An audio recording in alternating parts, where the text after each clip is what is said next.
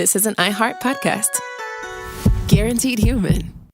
In business, there's no room for guesswork. Every shipment matters. Every deadline counts. When you're trying to keep operations running smoothly, the last thing you need is uncertainty. That's why reliability is at the core of USPS Ground Advantage. Each package moves through a secure, nationwide network tracked from dock to door with affordable, upfront pricing and delivery you can depend on. Because knowing your logistics are handled lets you focus on everything else. Visit USPS.com/Ground Advantage to start shipping with confidence. USPS Ground Advantage. Our listeners love puzzles, paradoxes, and hidden patterns almost as much as we do. On TikTok, those fascinations come to life. People are breaking down physics, exploring geology, and explaining why the world works the way it does. You'll see impressive experiments, explanations that finally make sense, and connections you didn't expect. It's like having a lab, a lecture hall, and science museum in your pocket. TikTok is where wonder is shared, where curiosity turns into discovery, and where millions learn something new every day. Welcome to Stuff You Should Know, a production of iHeartRadio.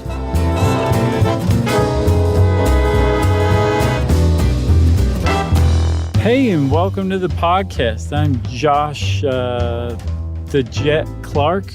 There's Charles W. Chuck Benny and the Bryant. And Jerry's over there. And she's just Jerry. And this is Stuff You Should Know.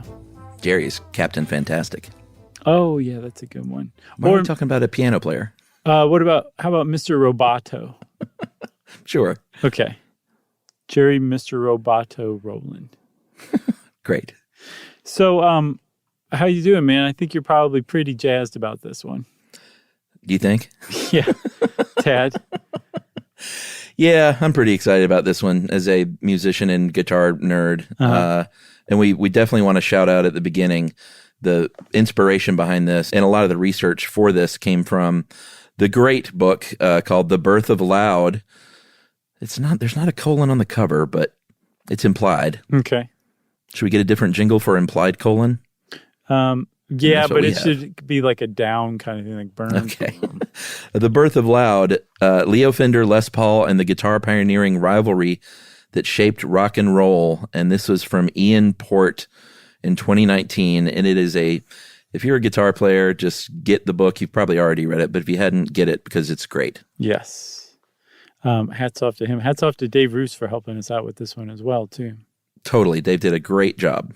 So and this is a two-parter, right? Yeah, we're going to two-part it up because it's that big. It's that important of a thing. It's really easy for people like me who, appreciate music, but also appreciate music too, you know what I mean? Sure. To kind of overlook the epic story behind electric guitars. It's almost like I didn't think they were always there, and I knew roughly when they'd been invented, and I think I kind of knew who invented it, but I didn't realize just what a sweeping effect and impact that electrifying certain kinds of guitars had on the world. Like it's one of like the most impactful inventions ever made. Oh, absolutely. And then when you look at this story and read that book, especially, the gentlemen, Les Paul and Leo Fender, it's a remarkable story in that they were very similar in some ways. They were very, very different in a lot of ways. Mm-hmm. They both ended up with permanent injuries that affected their craft. Mm-hmm. When one was up, another might be down a little. And this goes to the guitars as well. When the Fender brand was up, it seems like the Les Paul was down. When the Les Paul was up, Fender was down. And it's really, they both kind of tried to take credit for things that they didn't really invent at times. So it's really interesting when you look at the story of these two dudes in this era of innovation and invention and just how remarkable it was. And for the people who are really unfairly left out that had maybe even more to do with it. Yeah, because there's a lot of hands that went into the creation of the electric guitar as we understand it today. A lot of people, a lot of unsung people. These guys just happen to be two of the ones whose names, became synonymous with electric guitars. But that's also not to say like they didn't deserve to have that kind of recognition too. They really did contribute even if they did kind of, like you said, take credit to some extent for things they didn't necessarily do specifically. Yeah, it's one of those inventions that if you ask someone who invented the electric guitar, you have to follow that up with a lot of questions in order to answer it. Is it the person who invented the electric guitar pickup, which made it possible to electrify something? Or is it the first person to stick that pickup on a chunk of wood instead of a big hollow guitar? Or is it the first person to actually build one that worked that you could sell to people? You just can't answer that cleanly and say, this person invented the electric guitar. Like 5 or 6 people invented the electric guitar. Yeah. And if you're just a normal, like guitar person, you probably regretted asking that question. No, you just say, is that freedom rock? Hey, man. Yeah, that ran through my head more than once for sure. Turn it up. So I guess we should get started with, you want to start with Leo Fender? Yeah. So Clarence Leonidas Fender. Webster's defines Fender as Clarence Leonidas Fender. He doesn't have a good name, and he's one of these guys. You said that he and Les Paul, who we'll meet in a little while, were very different. And Leo Fender wasn't just different from Les Paul. He was different from a lot of people. He was what you would call an engineer. And if you have a parent who's an engineer or a friend who's an engineer, about your dad, or you're an engineer, you know that engineers are different kind of they're cut from a different cloth. And Leo Fender was definitely an engineer from what I can tell. Yeah, I totally thought about your dad during this. Leo was born on August 10th, 1909 in Orange County, California. And his first injury that affected his craft was his eye. When he was between 7 and 8, he lost an eye when he fell off his dad's vegetable truck and had a glass eye from there on out. It's not like losing an ear, which we'll get to that later. If you're an engineer who works generally in sound, but when you're working on small circuit boards and stuff like that, losing one eye is certainly going to affect your work. Well, plus also he apparently was self-conscious about it, which is just tugs at my heart. Can you imagine a little 8-year-old Leo Fender who's like, can't look up. He's looking down at the ground all the time while he's talking to you because he's self-conscious about his glass eye. That is just heartbreaking. Yeah, and like you said, he was an engineer, little electrical circuit board nerd. He would take things apart and put them back together from an early age. There's a great story from the book when he was about 10 years old. He got underneath the car and the driveway and basically took a look at it, what was going on, went inside and sketched out not only just what it exactly looked like, but and could explain how it all worked together to make that car move. Yeah, which is astounding. That's like prodigy kind of stuff. Like he was an engineering prodigy is another way to put that. Because absolutely. Not, even among engineers, it's pretty remarkable. And especially as a kid to do it too. And then what makes him even more remarkable as an engineer and for all the things that he accomplished, he never had any formal training as an engineer.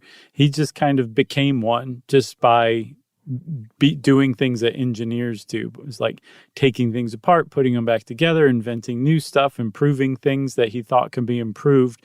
He just kind of learned by doing, which is, that's old school. Very old school. Get in there and tinker away, right? Yeah, but if you don't have overalls on, what are you doing? You know what I mean? Now, was your dad always tinkering with things in the house too? No, he was more like, I've had to like make drawings all day at work. Leave me alone. Maybe bring me an old Milwaukee tall boy before you leave. Okay. But if there was anything that went wrong in the house, my mom would be like, can you fix that? Can you fix this? And he could fix it all. Yeah, no problem. For sure. I can fix nothing. Yeah. He was too busy he was too busy leading Cub Scout meetings that I was not a part of any longer to tinker. He was too busy. Well, it sounds like you guys found a great way to not spend time together. We did. Well, I would bring him beer. That's how I got to spend time. Right. So Leo was really fascinated with radios early on as a child. He would build his own. He got a broadcast license when he was in high school. And before you know it, he had kids and neighbors, adults even, that would come over to have him fix their radios, and to the point where he had a little repair shop there in Fullerton, California, where the big Fender factory ended up being. Yeah, I guess it started out at that as the radio repair shop and just kind of grew from there, right? Yeah, it's a Radio Shack, Isn't that cool? a literal Radio Shack. Yeah, I guess so. I think that the good people at Radio Shack would have had a problem with it had you called it that. But it was that. You could have made a case like, no, Radio Shack is the ripoff. This is the Radio Shack. And the judge would have been like, shut up, shut up, shut up. Capital T. You're all going to jail. So he was building radios. He started working on PA systems, public address systems, which if you don't know what that is, it's always people are getting on me now for saying like, everyone knows what that is. It's what the principal talked on. Yeah, or anytime you have a microphone attached to speakers, that's a public address system. Yeah, that's funny because it has been a little while since somebody called you out on that because you stopped saying if you've been living under a rock. But now, Chuck, they're meeting you wherever you're at as far as that's right. concerned. I think I'm trying you to just do better. You either have to completely stop or just give up caring. One of the two. Well, I explained what a PA system was, so maybe I'm on the right track. I think you did great with that. So this is when he started to become obsessed with what we're just going to call the big challenge, which was basically you have to think back to a time where music was not electrified. They were singing through microphones. They did have lap steel guitars were electrified. That was technically the first electric guitar was the lap steel. Yeah, the Rickenbacker frying pan I saw. Yeah, that was kind of the very first thing. And in fact, the guy who started Rickenbacker, George Beauchamp, he was the inventor of the electric pickup. Yes. So you got to thank him big time for kind of leading the way. Yeah, he basically he laid the foundation that who knows how long it would have taken. But I just want to like explain to people who are like me who don't understand this kind of stuff just real quick what a pickup is. Sure. Yeah. The pickup is the heart of what makes the electric guitar electric. And it basically works through electromagnetism where you loop a bunch of like copper wire around some magnets. And then when you move the strings above those magnets, it actually affects that magnetic field and produces an electrical signal. That electrical signal goes from the pickup through the cord to the PA where it's amplified, and now you have an electric guitar. And that's the guy who came up with this astoundingly impressive invention, because not only did it work, he figured out how to make it pretty small right out of the gate. Like the frying pan electric lap steel guitar is ugly, but it was small and compact. It wasn't like those early computers that took up an entire room. He figured out how to make it, useful right out of the gate. It was a big innovation from what I can tell. Yeah, and another way to think of, if you know nothing about guitars, of the pickup is it's like the microphone for the guitar. Right. And when someone is playing a guitar, it's that little horizontal, usually sort of not oval, but it's square and then rounded. I don't know what that shape is. What's that called? Ellipsoid? Is that real? Yeah, it's like an ellipse. Is that what it really is? Yeah, I think so. All right. I'm guessing here. It's the little ellipsoid underneath the strings. Sometimes they're covered up. Sometimes they're left open. Like on Fender guitars, they're left open. Mm-hmm. There's something called a humbucker pickup, which Fenders have a tremendous amount of hum and buzz when you plug them in because it's only one magnet. Humbuckers had two sets of magnets that cancel the hum out from each other. Yeah. And those are usually, but not always, covered up with a little steel plate. Right. So humbuckers just two pickups so that they, like you said, they cancel out the electrical noise from the other equipment that it picks up, right? Yes, and that's what I prefer. Sure. Although I do have a Rickenbacker, I prefer and have quite a few Gibsons. So when we say like the electric guitar, you just hit upon something when we were talking about the frying pan. The frying pan was the world's first electric guitar. It was from 1931. It had pickups. It had amplified sound, but it was a lap steel guitar. So very shortly after that, we had what other people would call the world's first electric guitar. This is where that answer where you're like, well, who invented the electric guitar comes from?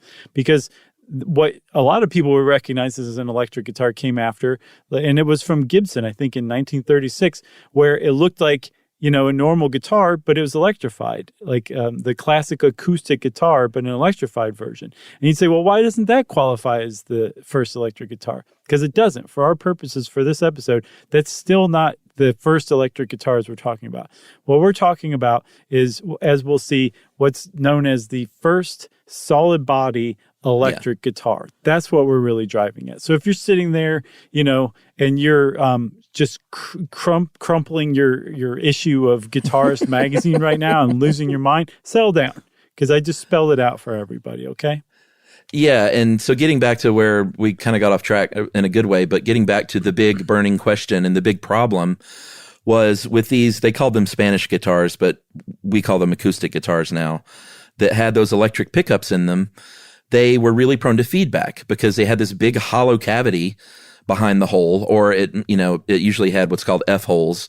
And that sounds funny, but if you look at them, they're just shaped like an ornate sort of cursive F. I'm glad you said it. So because of these big hollow acoustic guitars with these pickups and early amp technology, they would just feed back like crazy anytime you tried to get any volume. So yeah, those pickups wouldn't differentiate between the vibrations from the string that you were intended or the reverberated vibrations from inside the hollow body of that Spanish style guitar. And so it just sounded awful. Right. So that was the thing that Leo Fender was obsessed with. He was like, because, it's hard to imagine, but at the time, the guitar was not a lead instrument. And it was, there were occasional like guitar solos and stuff that you could insert into a recording, or, they recorded lives, but you could put on a recording. But like if you were playing live in a venue, the guitar was very much in the background because you couldn't turn it up loud enough to cut through the vocals and the drums, the piano, the horn sections. These were all really loud live instruments. And Leo Fender was like, we've got to be able to amplify this sound such that it doesn't feed back to where you can actually hear the guitar in a concert hall. Yeah, so like it can stand on its own rather than accompany, whoever the horns or get drowned out. Like that was the point of like Fender and later on Les Paul's quest, is to make the guitar its own thing and to basically do that by making it really loud and sound really good when it is loud. Oh man, this is getting good. This is a good time for a break, I think, right? I think so too, man. All right, I'm going to go take a cold shower and I'll be right back.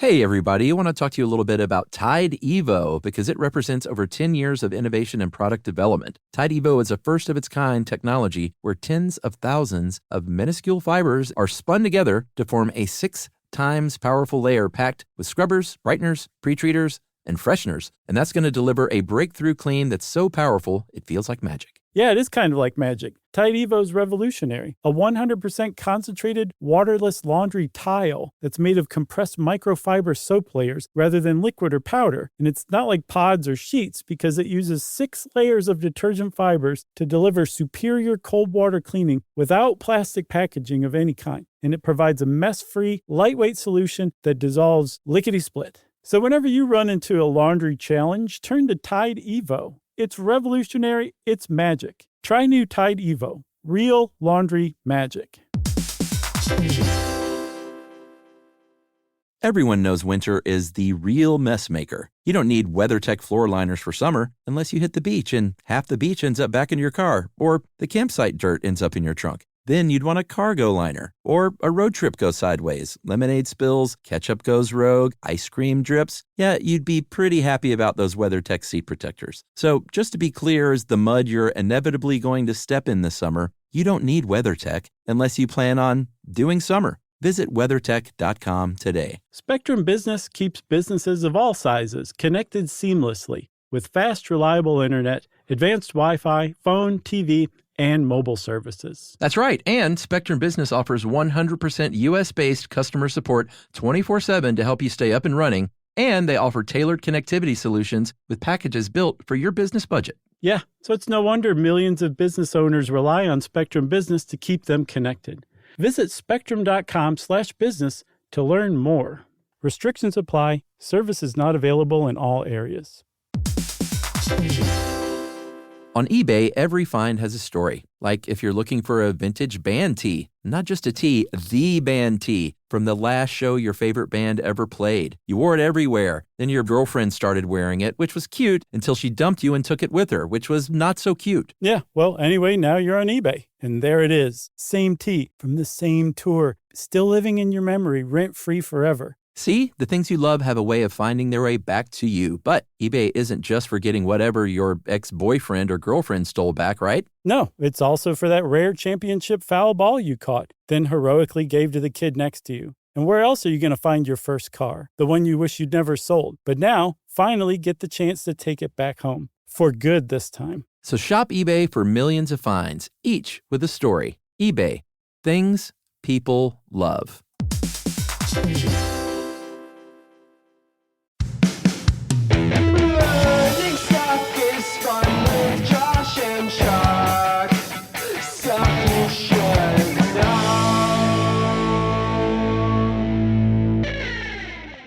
All right, Chuck, so we're back. So Leo Fender's on this quest. He's figured out there's a big problem here, that if you want to make a guitar loud, you have to make it not an acoustic guitar. But he one of the things about him was he wasn't a musician.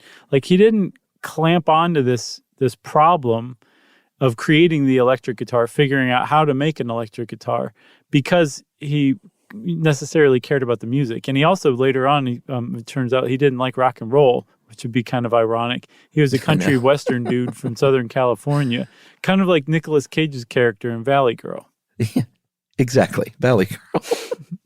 That was him, That's basically. good. It's based on Leo Fender. That's my theory. Yeah, so Fender didn't play, but here's something that was very cute, that story from the book. He would go to local music halls during live performances with he always had this little toolkit on him, I think much like your dad's slide rule. Mm-hmm. And he would jump up on stage and tweak the amps during the middle of performances. And people there would be like, what is this guy doing? Mm-hmm. And the band sometimes would say, hey, everybody, this is Leo Fender. He's the one that makes it sound just right. And he would, like, during the show, would kind of get his screwdriver out and mess with the amps. That's pretty cute. It's very cool. Yeah, he'd be like, oh, you want me to turn it up, man? I'll turn it up for you, you dirty hippie. All right, should we go to Mr. Les Paul? Yeah, so Fender, we should just recap real quick. Fender has stumbled upon the big problem with electric guitars, the reverb with a classical guitar. So he's thinking about that. And now we meet Chuck Les Paul, who was born Lester Paulfus in 1915 in Waukesha, Wisconsin. He was a Wisconsin boy, like Ed Gein was as well, but not nearly as grisly. No, but a guitar wizard like Ed Gein. Right. Little known fact about Ed Gein. Yeah, so before we get into his childhood, this is the real important distinction between Leo Fender and Les Paul. Leo Fender did not play instruments, was an engineer at heart, and loved to figure out problems for other people. Les Paul was, at the height of his game, the most popular guitar player in the world, and with a string of number one hits. He was also a tinkerer, but he was like, I need to make my guitar sound better for me so I can get better and sound better.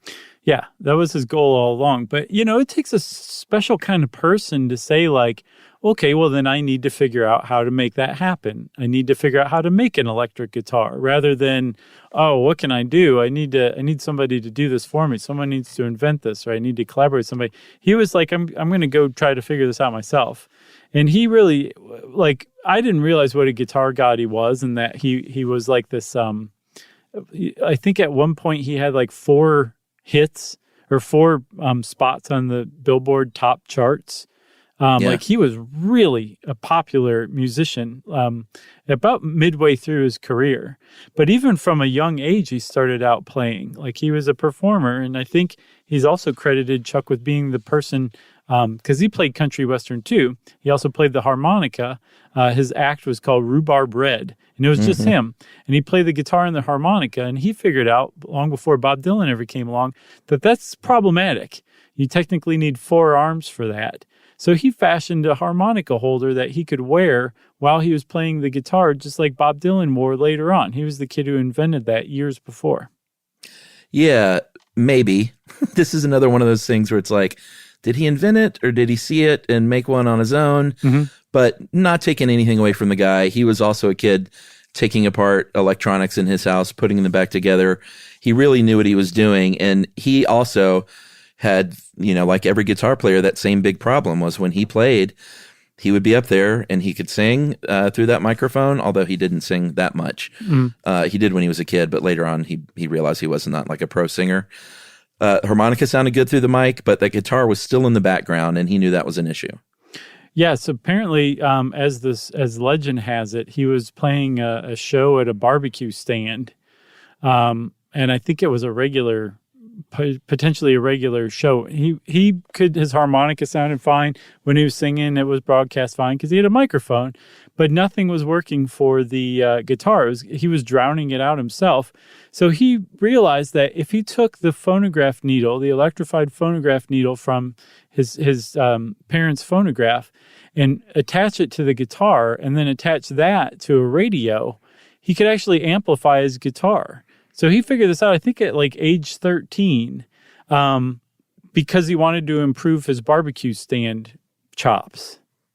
And tips. Supposedly his tips tripled as a result. But, that's pretty impressive stuff. I would not have thought about that at the tender young age of 13 or 45. Yeah. I mean, that's where the tinkering comes in. And I'm sure it didn't sound great to our ears now, but at the time, you have to put yourself in the place of like literally having never heard something like this happen. Mm-hmm. It had to have been like a revelation to actually hear that guitar coming through a speaker. Especially if you lived in Waukesha, Wisconsin. You've never heard anything like that in your life. But he was very much opposite of Leo Fender in his personality. He was very gregarious, very outgoing, made a lot of friends, could also be a little brash, was not a great husband to his two wives, which we'll get to. But he was always sort of the life of the party, and he loved performing in front of people, whereas Leo Fender really kind of wanted to be at the background unless he was very quietly getting on stage. And Les Paul, from the very beginning, once he could afford regular guitars, I think he moved to Chicago and was like making decent money, like backing other people up. But he had a relationship with Gibson from the very beginning, because Gibson started out as an acoustic guitar maker, and they're still known. I mean, they make these great electric guitars, but some of the best guitars in the world are Gibson acoustic guitars. Yeah, they also made like mandolins and just all manner of stringed instruments, and what they made were basically works of art. Yeah, they were beautiful, and they still are. My favorite guitar I own is one I bought during the pandemic. I finally bought a Gibson acoustic based on a 1940s model, and it's amazing. The sound difference between even that and my really nice Martin acoustic is striking. Really? Fender was not making acoustic guitars, and they still to this day don't make a very good acoustic guitar. Yeah, I can imagine. It's really interesting that like one of the biggest guitar companies in the world, I don't know if they can't or if they just don't put the resources toward it, but I think their nicest acoustic guitar tops out at about $800, which is, you can get a pretty good guitar for that, but these really, really nice Gibsons are like $4,000 and $5,000. Yeah, and like Gibson's whole jam was to make professional quality instruments that were, again, works of art. But like if you were a professional musician, like Gibson could make an instrument that you could use and probably love. And they were making them already. They were making those electrified Spanish style or electrified acoustic guitars as like I was saying, as early as I think 1936 was the ES 150. ES stood for electrified Spanish guitar. Mm-hmm. And there was a jazz guitarist named Charlie Christian who really kind of championed that development. I think he played for Benny Goodman's band. But I think they named the pickup in those after him, Charlie Christian pickups. But so Les Paul was playing these Gibson guitars, but it still wasn't what he was looking for. Because again, if you turned it up really loud, it would provide all sorts of problems.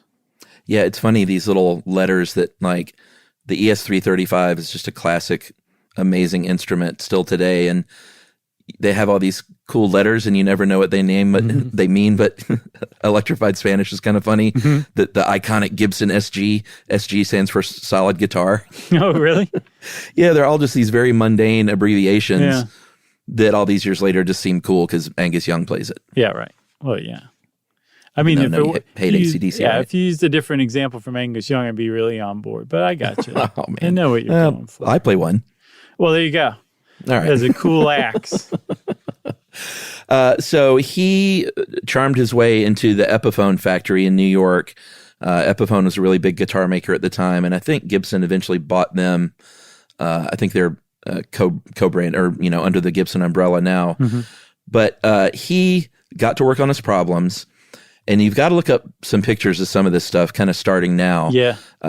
Just look up a picture of the log from Les Paul, and it was I was about to say essentially, but it's not essentially. It was a 4x4 block of pine wood about 2 feet long that he put a guitar neck on, an Epiphone guitar neck, and he made his own pickup. I guess he didn't go out and buy a pickup or use one from another guitar. And he made his own pickup, with a magnet and a wire, put some strings on it, and called it the Log. And it was a very primitive but working solid body electric guitar. It looked very much like something Devo would have played. Yeah, and in fact, it freaked people out so much early on that he ended up taking apart another guitar and gluing sides onto the side of it. Yeah, to make it look normal. To make it look normal. And there's this great picture of him holding the log, kind of separating the sides off with a little wry smile. But the Gibson, little side note, the Gibson Firebird guitar, which is one of my favorite guitars. I used to have one, but I sold it. It's called a through neck guitar. I'm sure there are others, but it's the only one I can think of that's really popular. Whereas it's the same thing. It's basically one long piece of wood, like the neck is the same piece of wood as the body, and then they glue on these wings on the outside. Okay, all right, settle down, Chuck. It's pretty exciting.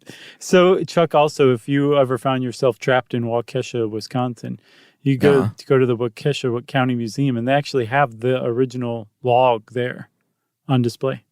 Oh, really? Yeah, apparently they have a lot of Les Paul stuff there, including that with the wings of the guitar kind of pulled away to kind of show. It's a neck through design like the Firebird. I was just teasing you. I said to settle down. I was just taking an opportunity. Like I'm charmed very much, as I'm sure everyone else is, by your childlike excitement over this whole thing. I'm as excited as when I got my first guitar when I was 12, which was a Candy Apple Red BC Rich, like metal guitar. I wish I knew what mine was. I had a metal guitar too. Mine was pink, had a light coating of diamond dust, and I wish to God I could remember the name of the band. It was a local metal band from Toledo. What? Yeah, oh yeah, they had like an album and a poster and everything. And the guitarist from the band worked at like the music store where I would take lessons, and he taught me. And he was as interested as I can't remember Carl Weathers' character in Happy Gilmore, but he's like a golf pro and just totally uninterested. That's how interested this guitar player was in seeing me as a future guitar player. And it's not like I blame him for me losing interest in guitar, but he definitely he wasn't a great mentor or anything. But I wish funny. Bad I would have stuck with it a little bit longer, because it was pretty boss when I look back on the whole thing. I never knew this. How long did you try? I don't know, 5-6 lessons maybe. All right. I wonder what happened to that guitar too. Like, my parents bought the guitar. I mean, it was used and everything, but like, I have no idea what became of that guitar. I never took lessons, so maybe that's the key. Yeah, I could totally see that. I just shut myself in my room and started buying tablature, which, if you don't know what that is, instead of actual sheet music, like written out like like real sheet music, tablature are little numbers on, they kind of mimic a 6-string guitar, and they put little numbers on the strings on where you should put your fingers. So it allows anyone who can't read music to sort of figure out songs. Right, like E, E, G, E, E, E, G. What are those chords? Someone's going to call you out on that. I don't know, but that was a Kids in the Hall reference more than even a Deep Purple reference. Oh man, I love that band in the skits. The little kid garage band. Yeah. Yeah. It's great.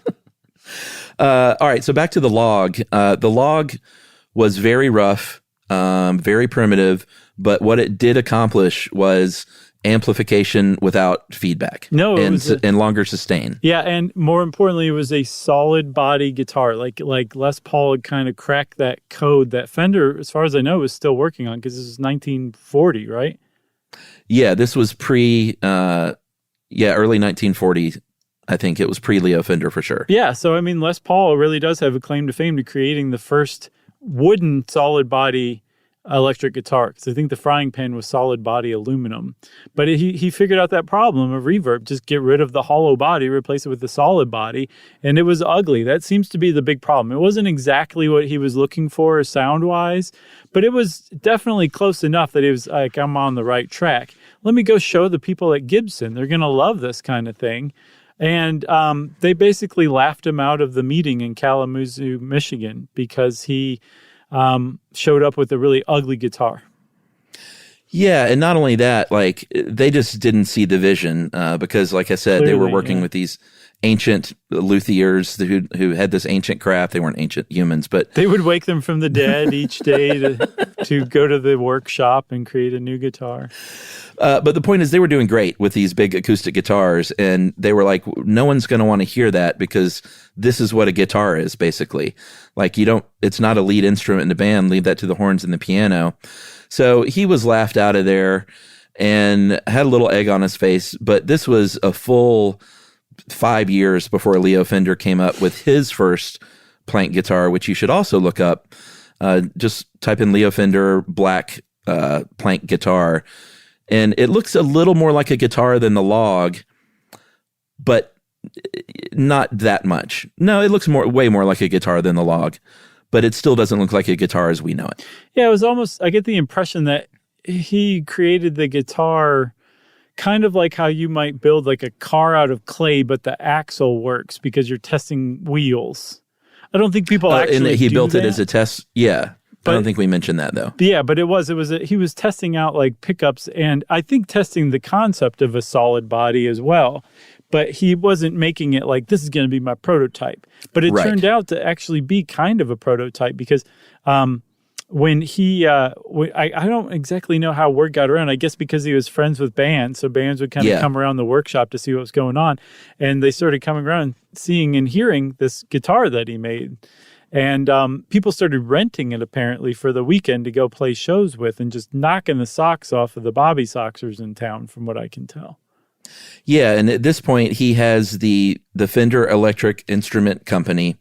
It's legit. And, in the background of all of this, and we're not going to talk much about amps, but in the background of all of this, he's building amps along the way. He was one of the first sort of master amp builders. Well, yeah, Fender amps are like as famous as the guitar, basically.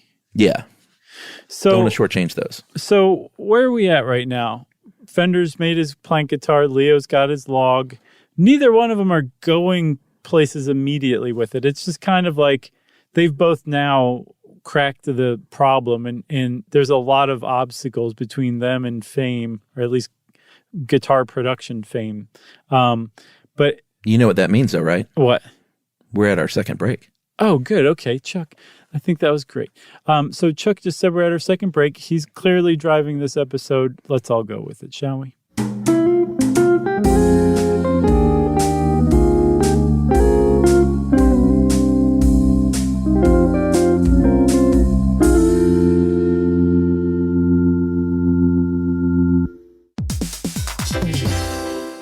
Hey everybody, I want to talk to you a little bit about Tide Evo, because it represents over 10 years of innovation and product development. Tide Evo is a first-of-its-kind technology where tens of thousands of minuscule fibers are spun together to form a 6 times powerful layer packed with scrubbers, brighteners, pre-treaters, and fresheners. And that's going to deliver a breakthrough clean that's so powerful, it feels like magic. Yeah, it is kind of like magic. Tide Evo is revolutionary. A 100% concentrated, waterless laundry tile that's made of compressed microfiber soap layers rather than liquid or powder. And it's not like pods or sheets, because it uses 6 layers of detergent fibers to deliver superior cold water cleaning without plastic packaging of any kind. And it provides a mess-free, lightweight solution that dissolves lickety-split. So whenever you run into a laundry challenge, turn to Tide Evo. It's revolutionary. It's magic. Try new Tide Evo. Real laundry magic.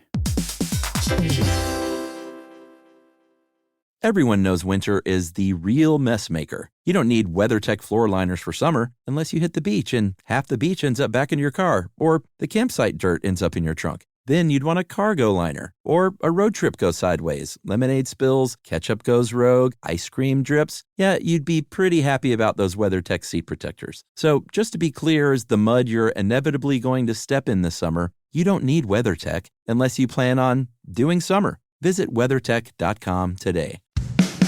Learning stuff is fun with Josh and Chuck. Stuff you should know.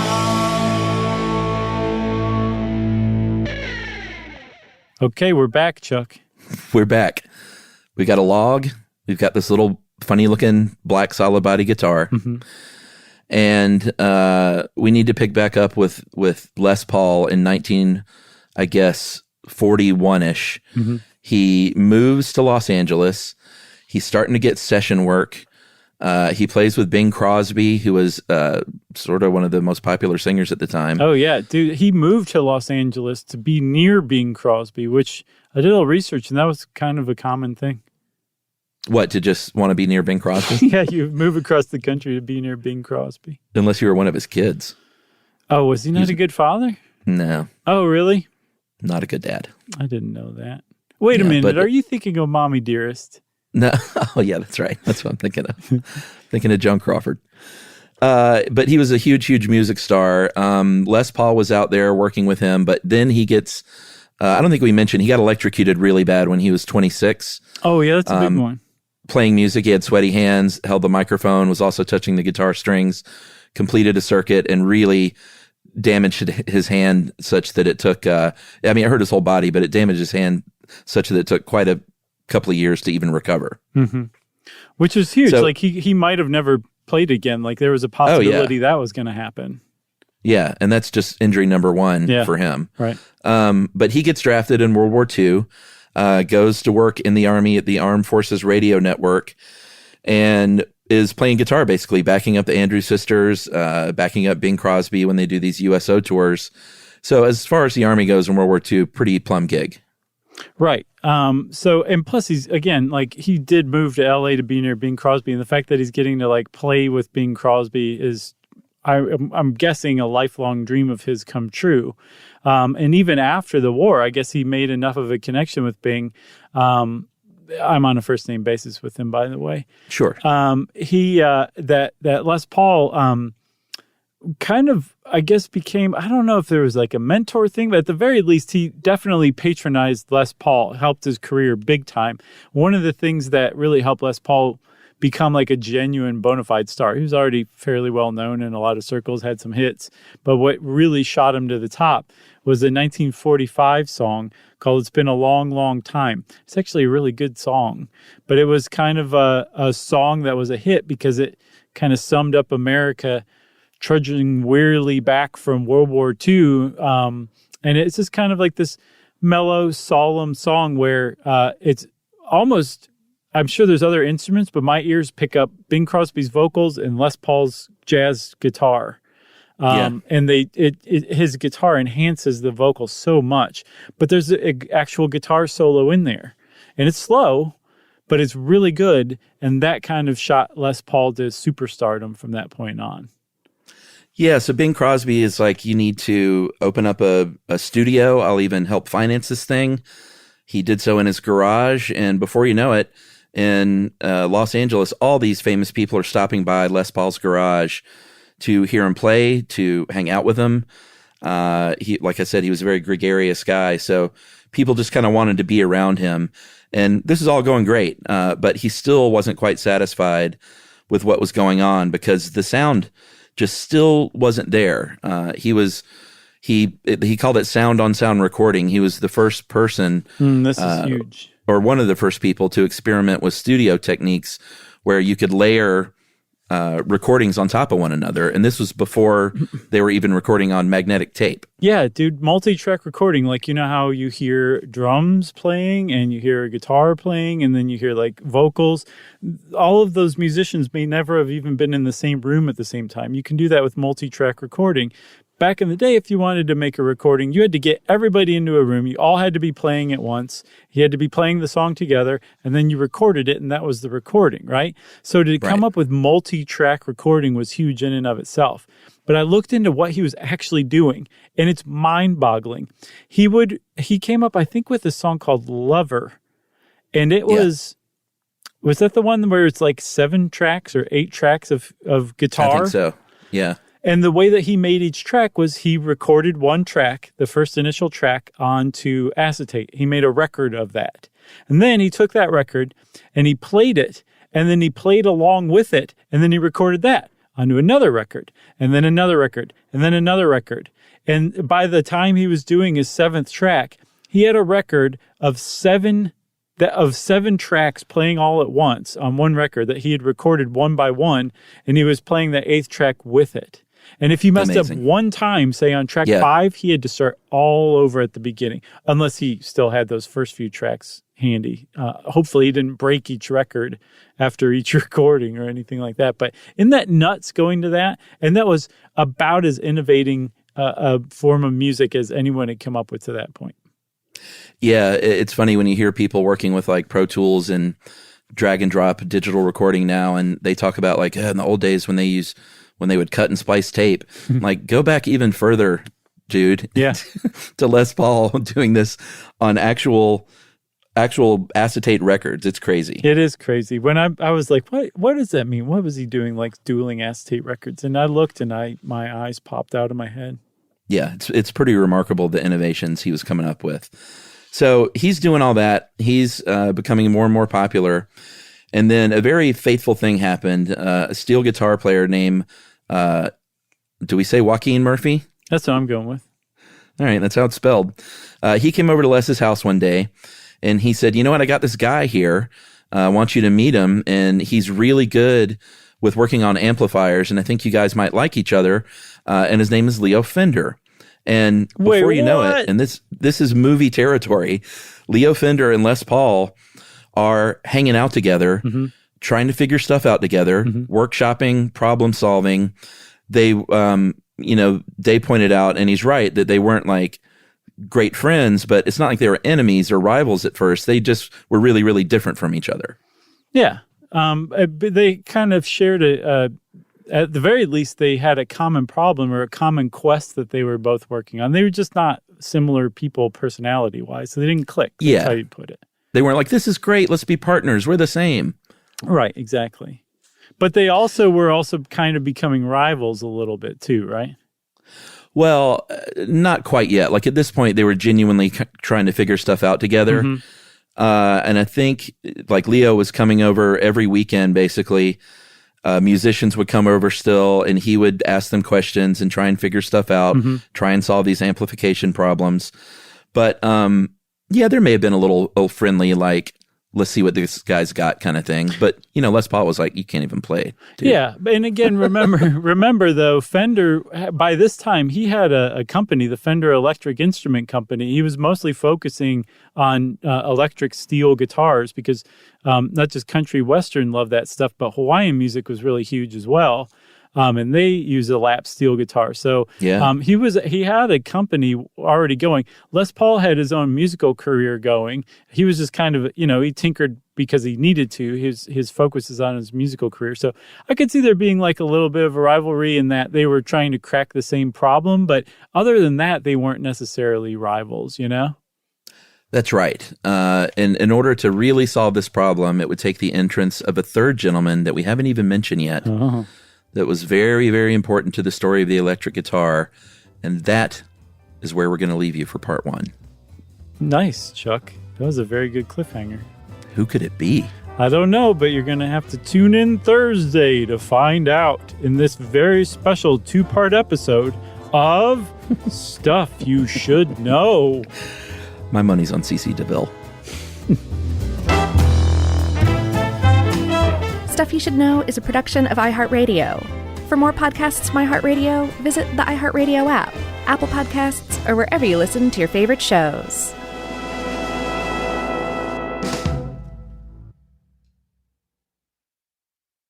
Service opens doors, and at American Military University, it can open doors for the whole family. If you have a loved one who served in the military, you may qualify for reduced tuition. AMU offers flexible online programs designed to fit your schedule, so you can keep moving forward wherever life takes you. Learn more at amu.apus.edu/military. Open doors to the future for you and your family with the help of American Military University.